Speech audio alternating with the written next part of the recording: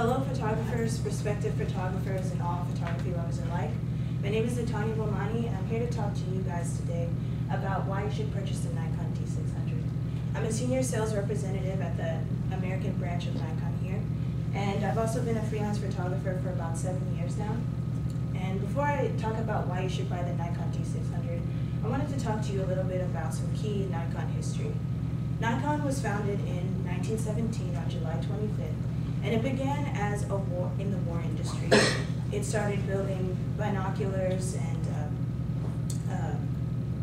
camera equipment, microscopes, and inspection equipment for war situations. For example, during World War II, the Nikon industry gained about 23,000 employees and was contracted by the Japanese military to build microscopes, cameras, bomb sights, and periscopes to help the Japanese gain an upper hand in the war.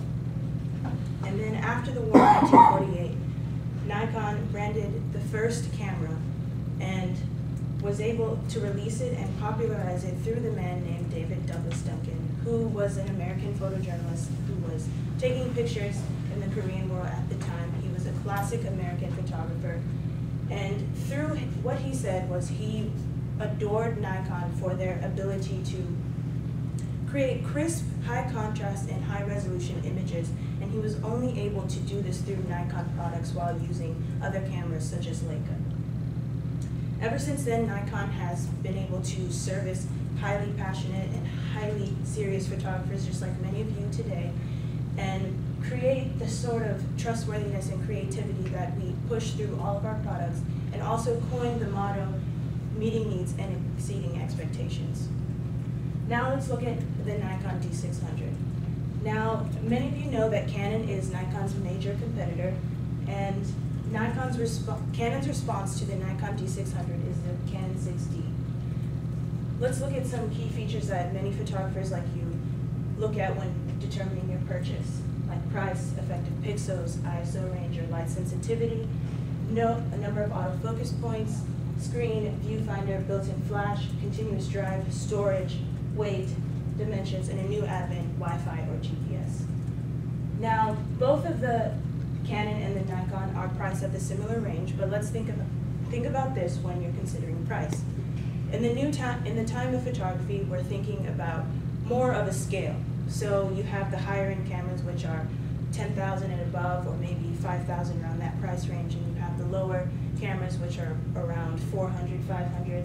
And when you're considering a middle-based price, you're getting the benefit of not having to maybe, I don't know, take out a loan, not buying a $10,000 camera, maybe tapping into your 401k.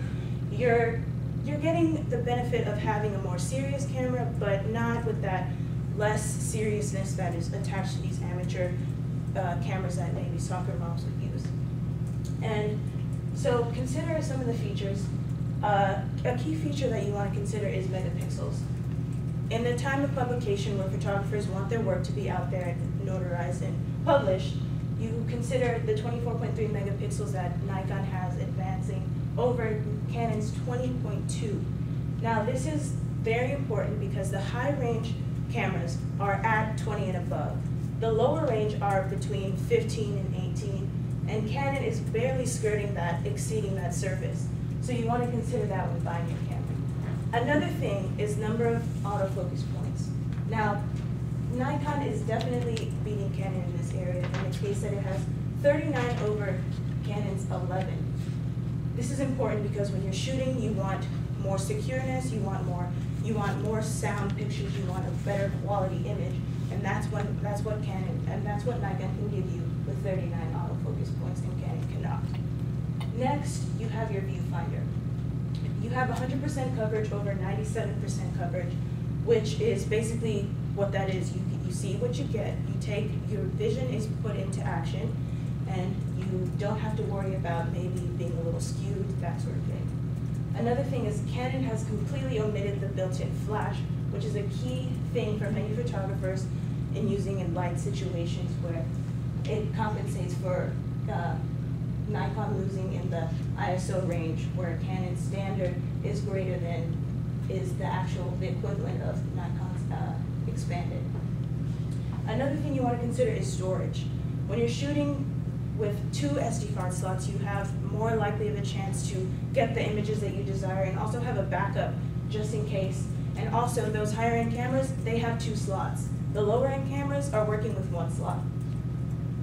And so when you're considering all these features, notice that Nikon is beating Canon in 7 key areas: effective pixels, autofocus points, screen size, viewfinder size, and built-in flash. And Canon is only winning in 4 areas. So why do you want to buy? You want to level up.